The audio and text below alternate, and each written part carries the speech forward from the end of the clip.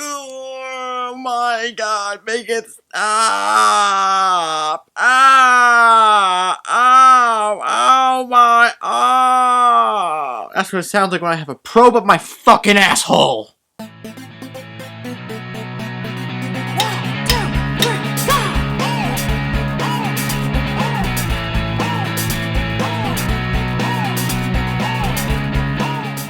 Hey everybody, how the fuck are ya? That was a SpongeBob reference, but not the dolphin squeaks. Actual fucking curses, baby! Welcome to my spoiler-heavy rant on Independence Day Resurgence. It's a sequel to the really big 1996 critically and audience-acclaimed hit, Independence Day, starring Will Smith, Jeff Goldblum, Bill Pullman, Randy Quaid, I'm back, and a couple other people. That movie's awesome. I really enjoyed that movie. I've watched it countless times. It was one of the first movies I watched when I was a kid with my parents. I still remember the night I saw that movie. And I remember the DVD menu of that movie with the aliens in the cryotube scaring the living shit out of me. I don't know, it's just something I remember. But yeah, 20 years later, we have a sequel, and the story is about us trying to fight off the aliens again because they got pissed off at us destroying their mothership.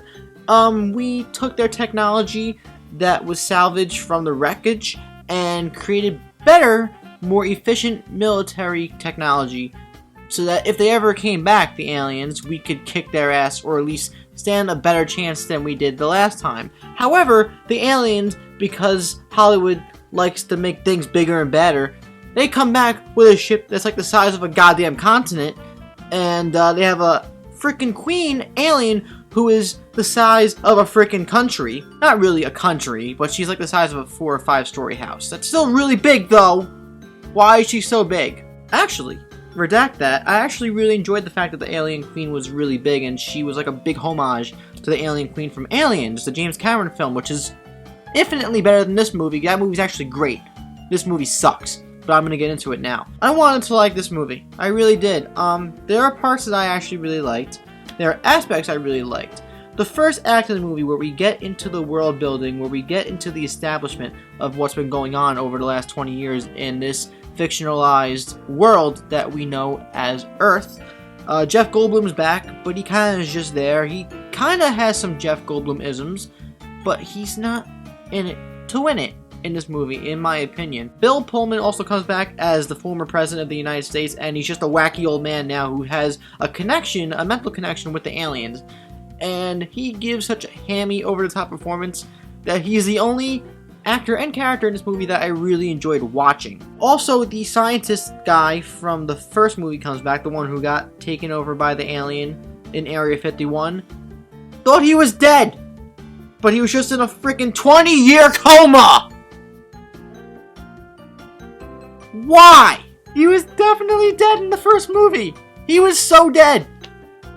Why? Oh, you think the only reason why I see they brought him back is because he has all this knowledge of the aliens, and he's the only person who could provide for a gateway to having us, the audience, know what's going on with the aliens. Because he knows all this shit, and we don't. Both actors who played the children of respective actors, Will Smith and Bill Pullman, are replaced by other actors. The actress, the one from It Follows, I really, really like, but she sucks in this movie. The one who plays Will Smith's son, who is now taking over the reins of the family because Will Smith's character died.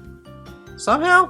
I forgot how he died, but he passed away over the past 20 years since Independence Day 1, and now he's a fighter pilot, and he has a feud with the lead female character's boyfriend, who is played by Liam Hemsworth.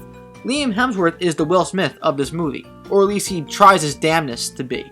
And he has a couple of moments where I did see the charisma, and then you realize, oh, he's Liam Hemsworth, he doesn't really have that much charisma, and he just goes, and he curls up into a little piece of mediocrity that he is. Sorry, bro, you're not Chris Hemsworth, you're not your brother. You're okay, you're dating Miley Cyrus, you are incredibly good looking, you got a nice smile, you can do it, you got it, but this isn't the role for you, man. No, you're overstepping your boundaries. Go back to where you belong. Going back to something I actually kind of enjoyed, when the mothership does come along, it has its own gravitational pull. Because it's so huge. So when it goes on planet Earth and lands, as it descends, the gravity pulls a bunch of cities up into the air, more specifically Tokyo? Think Tokyo. And it cuts to a shot of a guy in a taxi, and he's just enjoying his music on his beats. And people behind him just start floating in the air. And then he starts floating in the air, and he's like, oh shit, I guess I'm dying now. This city that is brought up into the air then falls down on Paris and London? One of the two. And you have a scene with Liam Hemsworth and the main character is trying to get out of that mess. But the idea of that happening is a really kind of inventive idea. The gravitational pull of the city being brought up and then being shot down. I think that's really cool. However, there isn't enough destruction porn in this movie in the beginning. It kind of just gets left to the wayside because we have to make more room for our new characters, who we have to start giving a shit about. But we don't. Because they're not engaging at all, because the screenplay sucks, because it sucks so much more dick than Pamela Anderson did in that porno with Tommy Lee. Hey! I made a sex joke. Alright, that's the last one, I promise. There's the first and the last one. But the whole movie is set up so poorly, and then the execution afterwards is just so mediocre. It just puts you in like this trance that leaves you wanting so much more than you get. It's really terrible. It's a really terrible feeling. I don't recommend it.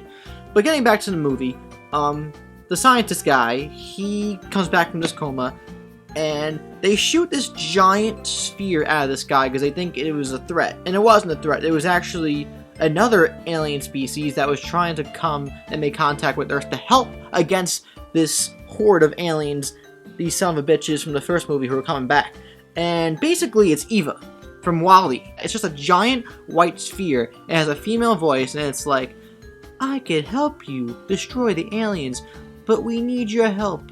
You're a very primitive race, but you are our only hope to destroying these alien monsters. Well, of course we are, because that makes fucking sense. The goodwill, determination, and diligence of our country's men and women will definitely overpower any other alien species that could possibly help out there in the fucking galaxies. If these two alien species exist, God knows, you know there's probably plenty of others out there that could help. But I guess there's diplomacy and there's governments and there's political bullshit out there too that maybe something more interesting could have been brought about here.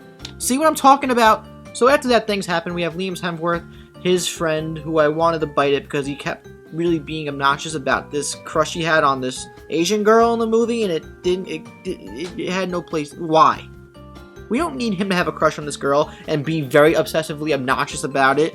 Anyway, it's like him, it's them two, it's Will Smith's son and a couple others. They are on the mothership because they got shot out of the sky when they went into the ship, and they take it down from the inside. The Mother Queen comes out, and she is walking around in Area 51 as Jeff Goldblum's father is in a school bus with a bunch of kids, including Joey King, who is starting to show her age now. She was in Dark Knight Rises, and she was a little baby. Now she's like almost a full-grown adult. Jesus, where does time go? Not to get sidetracked, but like, Jeff Goldblum's father. He starts off on a boat where he should have been fucking murdered, and all the other ships flipping around. He's on this really tiny boat, and it doesn't flip. He somehow gets to land, and he doesn't die after all the wreckage and debris. These kids find him. They are trying to find their parents, or they're trying to find refuge, and they're stuck in the middle of a desert, and the father decides, hey, let's get out of this car, we're not going anywhere. They find a school bus, and it has full tank of gas. Wow, how convenient. And they drive to find something, and then they end up bumping into Jeff Goldblum. So it all worked out, right? I'm being honest really right now, and I mean, I'm always honest, but I never say things like this. I don't remember how they killed the Mother Queen in this movie. She kind of just blows up. I remember Liam Hemsworth and Will Smith's son and the other kid. They come back from the ship after being supposedly and presumably dead. They come back to Earth, down on Area 51, and they have a ship. Oh my god, I remember now. Oh my god, why? I'm not even kidding right now, I just remembered. It's so bad. Alright, so a bunch of the little alien ships create a tornado around the Queen to provide for a shield because she has no backup. So Liam Hemsworth and the other fantastic people come down from the ship. By the way, Bill Pullman blows himself up for no reason in this movie. He kills himself to try to kill the Queen. It doesn't work at all. It's pointless. Okay. Bill Pullman's daughter decides to go in one of the jets and try to help, even though there was a whole thing about Bill Pullman saying, no, I'll do this. And she's like, no, let me do it. He's like, no. And she's like, no. And they're like, just fucking let somebody do it. She decides to manipulate and get into one of the freaking jets anyway. And then he's like, okay, I guess you're gonna try to help me do this. It's all so ridiculous. But somehow these two ships go straight up, and then they have one shot at this to go in the eye of the storm, go into the tornado, and shoot the alien from the inside. And they're basically going on a suicide mission, but you know they're the main characters, so they're gonna live. So they go down, they shoot the alien constantly. The alien dies, the tornado diffuses and disperses, and then she dies. The alien queen. And then we have this really, really awkward final scene. Everybody's hanging out with each other like, yay, we defeat the aliens again. But then the scientist guy comes back and shows up and he says like one of the stupidest fucking things. So basically science guy says, story's not over, aliens are gonna come back, but we have this friend, this Eva friend of ours, who could help us because she has a planet full of resistance aliens, and apparently we could be the leaders of this resistance. And yeah. So we are gonna basically take the reins of this resistance planet, and all these alien species are gonna come together, including ours, to defeat this main horde of aliens in Independence Day 3, which will not fucking happen, I hope. But the scientist guy, the last line of the whole movie is spewed out by the scientist guy, and he says something paraphrasing along the lines of, yeah, and we're gonna kick some alien ass. Cut the credits. There's this really awkward medium shot of him saying that line, we're gonna kick some alien ass. Cut the credits.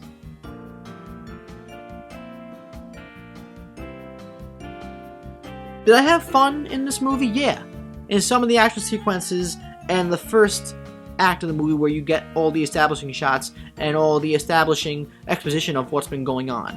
Jeff Goldblum is okay in this movie. He has a couple moments to actually do his thing. But not really, they kind of waste him. And everything else I'm not a fan of. As you can tell, if you've been sitting through this entire video. This movie's a 1 out of 5. It's an abomination. I never want to watch it again. It's a disaster. I expected more. I don't know why. I don't know fucking why. But I expected more. From you, Independence Day 2. Shame on you. Shame on you. But now I want to know from you guys. What did you think of Independence Day Resurgence, if you've seen it? God bless your souls. Did you enjoy it more than me? Are there things that you want to say that I didn't mention in this spoiler-heavy rant? Which, by the way, if you sat through this and didn't see the movie, good for you. You are a better person than I am, because I saw this movie. You didn't. Good for you. That movie looks bad? Nah. I'll just skip it. You are amazing. But yeah, let me know what you thought about it in the comments down below. If you enjoyed this video, please like it, subscribe to my channel, and check out my social medias in the info box. I'm John Maffio, aka MaffmanJones, and I'll see you guys next time.